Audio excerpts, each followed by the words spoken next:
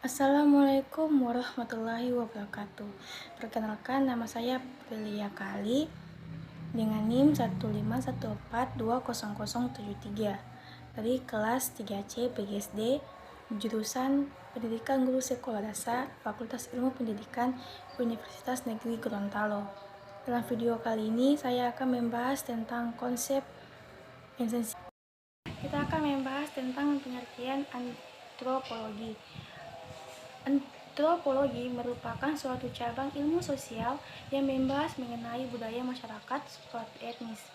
Antropologi muncul karena adanya ketertarikan dari Eropa yang melihat budaya, ciri-ciri fisik, dan adat istiadat yang berbeda. Kata antropologi berasal dari dua kata bahasa Yunani, yaitu anthropos yang berarti manusia dan logos yang berarti ilmu. Secara harfiah, antropologi dapat didefinisikan sebagai suatu keilmuan yang dapat mempelajari manusia dari segi keanekaragaman fisik serta kebudayaannya. Objek dari antropologi adalah manusia, kebudayaan, serta perilakunya. Objek antropologi dengan kata lain menyangkut semua manusia dimanapun dan kapanpun. Tujuan dari antropologi adalah untuk membangun masyarakat serta mempelajari perilaku bagaimana manusia dapat bermasyarakat dalam suatu suku bangsa dan budaya manusia.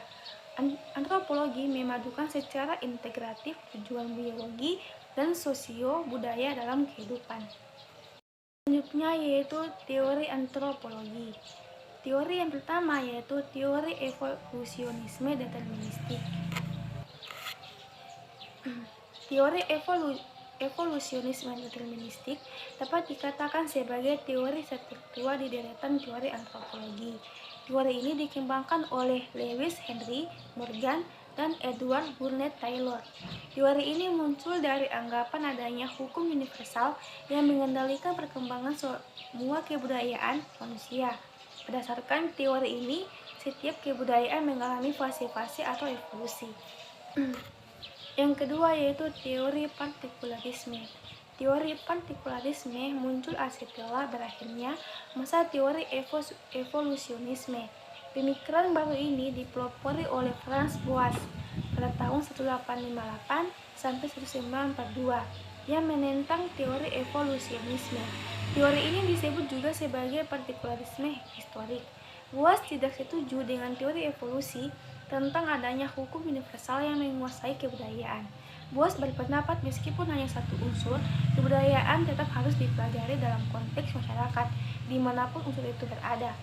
Teori partikularisme berpandangan bahwa perkembangan teori kebudayaan mempunyai kekhasan sendiri-sendiri dan tidak dapat digenerasikan ke dalam aturan atau hukum universal. Selanjutnya yaitu teori fungsionalisme. Teori fungsionalisme dikembangkan oleh Bronislaw Malinowski pada tahun 1884 sampai 1942. Teori ini beranggapan bahwa semua unsur kebudayaan adalah bagian-bagian yang berguna bagi masyarakat di mana unsur-unsur tersebut berada. Pandangan fungsionalisme menekankan bahwa setiap pola perilaku, kepercayaan, dan sikap yang menjadi bagian dari kebudayaan suatu masyarakat memiliki peran mendasar di dalam kebudayaan yang bersangkutan. Yaitu kita akan belajar tentang jenis-jenis antropologi. Yang pertama yaitu jenis antropologi fisik. Menurut Haviland, antropologi fisik mempelajari manusia sebagai organisme biologis. Antropologi fisik membahas manusia berdasarkan evolusinya serta menyelidiki manusia dari variasi biologis dalam berbagai jenis atau spesies. Yang kedua yaitu antropologi budaya. Mereka menjelaskan bahwa antropologi budaya berfokus pada kebudayaan manusia atau cara hidup manusia dalam masyarakat. Antropologi budaya merupakan studi mengenai praktik-praktik sosial, bentuk ekspresif, dan penggunaan bahasa. Yang ketiga yaitu antropologi psikologi. Antropologi psikologi merupakan bidang yang mengkaji tentang hubungan antara individu dengan kebiasaan sosial dari sistem budaya yang ada. Ruang lingkup antropologi psikologi yang sangat luas dan menggunakan berbagai pendekatan untuk masalah yang muncul dalam interaksi antara lain, nilai, pemikiran, dan kebiasaan sosial. Fokus kajian antropologi psikologi adalah kedekatan individu dalam masyarakat yang dihubungkan dengan psikologi. Bisa kita bilang ini adalah sangat besar kaitannya dengan cabang-cabang psikologi lainnya seperti psikologi organisasi. Yang keempat yaitu antropologi spesialisasi. Antropologi spesialisasi dibagi menjadi banyak keilmuan, antara lain yaitu kesehatan, ekonomi, perkotaan, kependudukan, pendidikan, hukum sosial, forensik, pembangunan, dan antropologi terapan.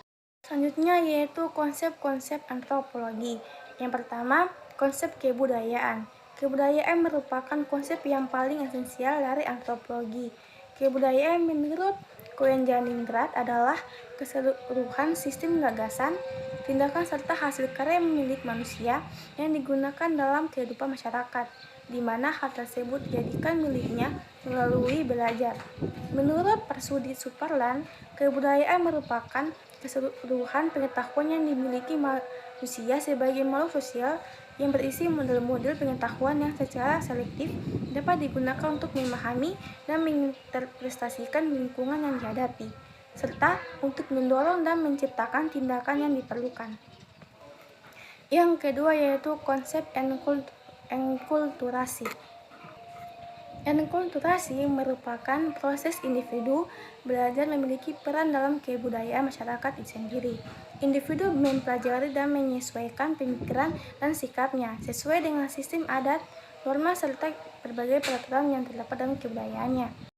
Enkulturasi dapat berlangsung sejak individu masih kecil, seperti mulai dari lingkungan keluarga ke lingkungan masyarakat.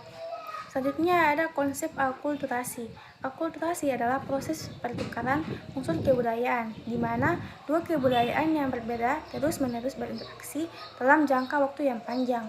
Akulturasi juga didefinisikan sebagai perpaduan budaya yang menghasilkan suatu budaya yang baru tanpa menghilangkan unsur asli budaya terkait.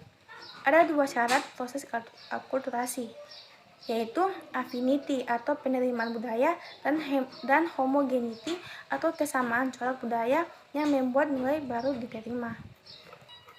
Selanjutnya yaitu etnosentrisme.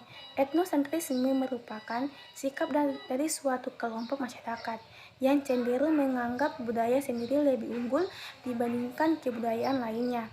Etnosentrisme dapat disertai dengan sikap memandang rendah masyarakat atau kebudayaan lain. Selanjutnya yaitu tradisi.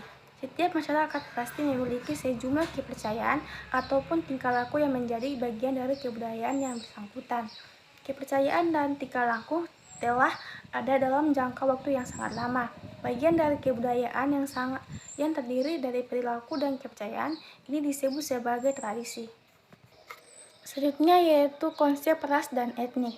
Ras dan etnik sebenarnya merupakan dua konsep yang berbeda. Ras digunakan untuk sekelompok manusia yang memiliki kesamaan tertentu, terutama dalam unsur biologis. Kelompok ras merupakan sebuah populasi dengan kesamaan unsur fisik yang khas yang dipengaruhi faktor genetik. Etnik merupakan kumpulan manusia yang merasa sebagai satu kelompok karena adanya kesamaan nilai-nilai sosial yang dianut bersama, kesamaan identitas, kesamaan pola perilaku, dan unsur budaya lain yang berbeda dari kelompok lain. Selanjutnya yaitu konsep relativitas budaya.